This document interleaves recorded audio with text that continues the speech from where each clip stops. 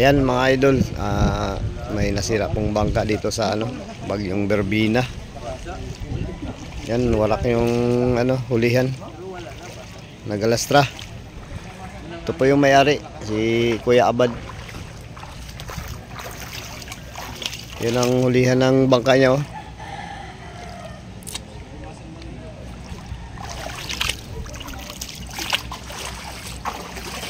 Putol.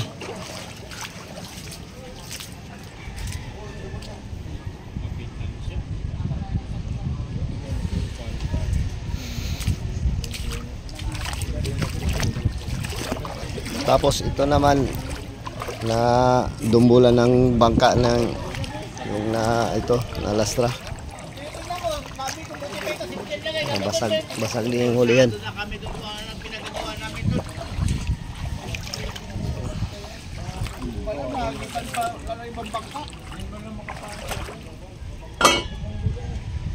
Ito po yung may-ari mga idol, si Kuya Abad.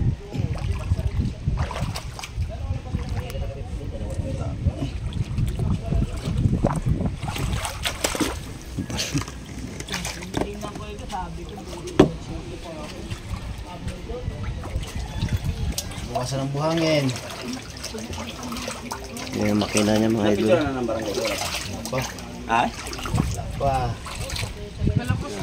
Ayan si Kagawad. Pag alaw namin dyan ito ako gabi. Plaster pa. Kahit ako bago ako matulog. Tinignan ko to. Maganda ang lagay ng bangka.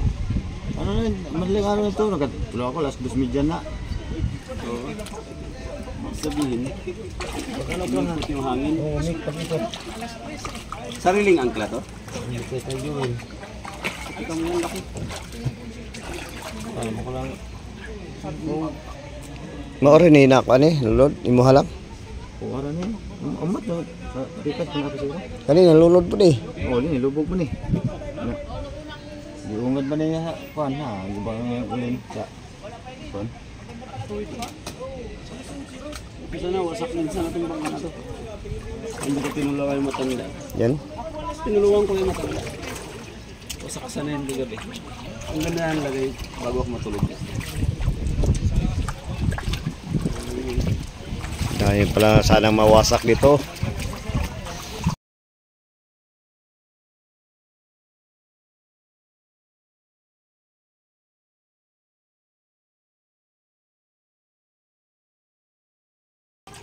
Amihan lang naman sana yung ano na yun. Yung kanyang Pag-ikot ang pag-ikot. Pinakano sa kuhan. Hangin ba? Di baliktad ka. Oo. Hirap talaga pag walang signal. Kala ko lang kung may bagyo ito na mga puto sa barangay. Kaya nakasip ko ng mga gulay sa kanil po. Kaya Wala ba dito yung tuwan po? Ano rin batang ng mga biit sa wala po? Dato.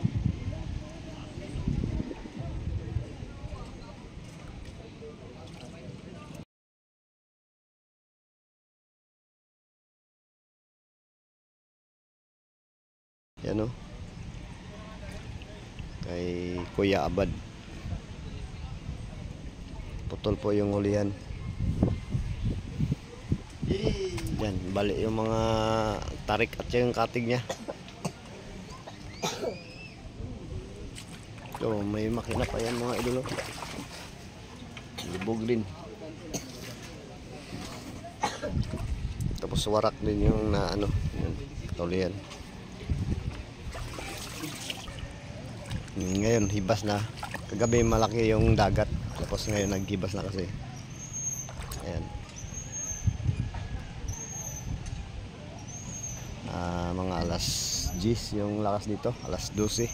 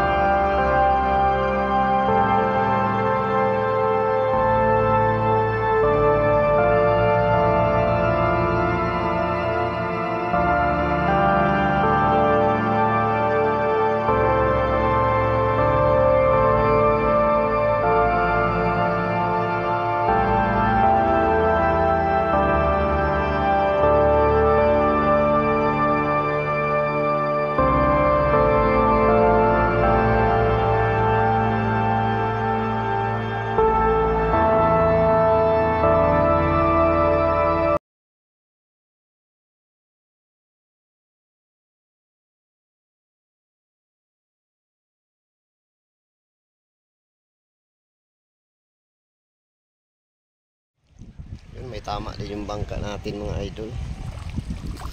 Putol yung unahan. Putol din yung unahan niya, oh. Balik. Buti naman ay hindi rin na durog. Ito lang yung damage niya. Hawaan pa rin, hindi pa rin siya na giba. Ito sana, oh, mga dumbul-dumbul na mga ano ito, mga kahoy, buti hindi nabutas. Hindi katulad sa iba na talagang durog. Ito lang siya.